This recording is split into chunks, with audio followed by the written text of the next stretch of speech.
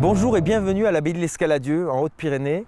Je suis ici pour vous présenter la deuxième édition de l'Offrande musicale après une première édition qui, malgré la pandémie, a trouvé son public et nous en sommes très heureux et très fiers. Nous allons retrouver pour cette deuxième édition évidemment nos artistes en résidence, à savoir Renaud Capuçon, violoniste bien connu, l'Orchestre national du Capitole, Lou Schaffer également, notre artiste plasticienne en résidence, mais également notre invité d'honneur et écrivain en résidence Philippe Lançon, l'auteur du Lambeau, et également Dominique Farrugia qui sera parrain de cette deuxième édition. Nous serons très heureux de vous accueillir nombreux du 29 juin au 11 juillet sur tout le département des Hautes-Pyrénées.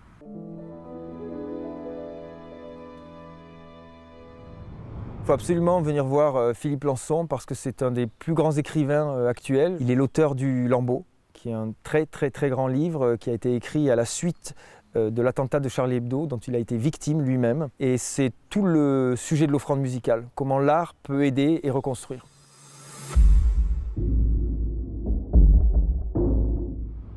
Après Noah l'année dernière, nous aurons le plaisir de recevoir Richard Galliano. Il va jouer des œuvres d'un peut-être le seul compositeur de tango qui soit admis, si j'ose dire, sur les scènes classiques du monde entier, c'est Astor Piazzolla. Et donc cet hommage à Piazzolla qu'il va nous offrir avec son trio sera vraisemblablement un moment très fort pour un territoire qui accueille un des plus grands festivals de tango au monde, à Tarbes, je vous le rappelle.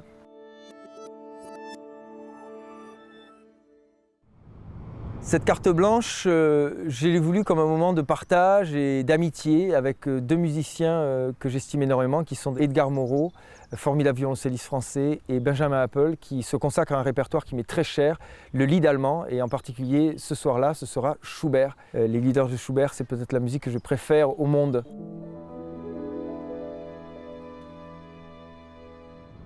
La Water Music, c'est un projet très excitant. D'une part, un ensemble baroque et une chef baroque absolument formidable, le concert d'Astrée et Emmanuel Haïm. Et outre le concert pur avec cette œuvre emblématique de Handel, c'est l'installation évidemment de Antoine Wagner. Ce sera une installation immersive de 3 écrans géants autour de l'orchestre et du public qui devrait ajouter à l'émotion musicale une émotion visuelle et également une préoccupation environnementale indirectement. C'est pour cela que ce projet sera le projet jeune public de cette année avec une centaine de places offertes à des enfants des écoles partenaires.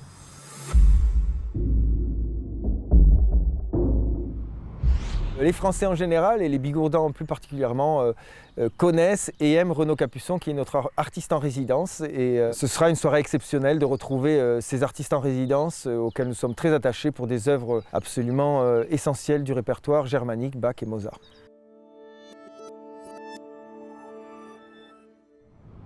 Cette abbatiale est vraiment le lieu rêvé pour un concert de musique baroque et nous avons 2 jeunes musiciens exceptionnels.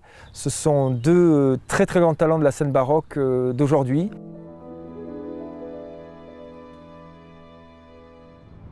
Nous faisons venir le Ballet de Hambourg au grand complet, qui est une compagnie extrêmement importante évidemment dans le milieu de la danse, mais accompagnée de son directeur et chorégraphe John Neumeyer, qui va nous consacrer le 7 juillet une masterclass, un atelier où nous pourrons le voir travailler avec sa compagnie, voir les danseurs du Ballet de Hambourg se chauffer devant nous et surtout John Neumeyer expliquer sa chorégraphie et expliquer son travail. C'est une chance unique d'approcher un des plus grands artistes de notre époque.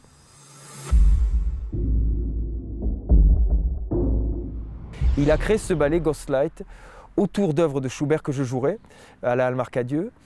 Et ce ballet a été inspiré par les règles de distanciation physique qui étaient en vigueur à l'époque du premier confinement. Il y aura 2 représentations de ce ballet Ghostlight qui a été élu ballet de l'année par 30 journalistes internationaux spécialisés dans la danse.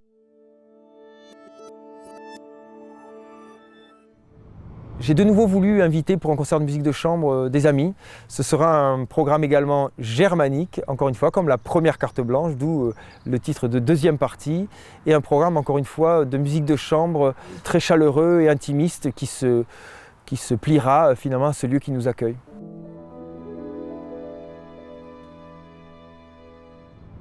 Nous recevrons Dominique Farrugia, qui est le parrain de cette deuxième édition, qui vient d'écrire un livre important sur le handicap qui le touche, la sclérose en plaques.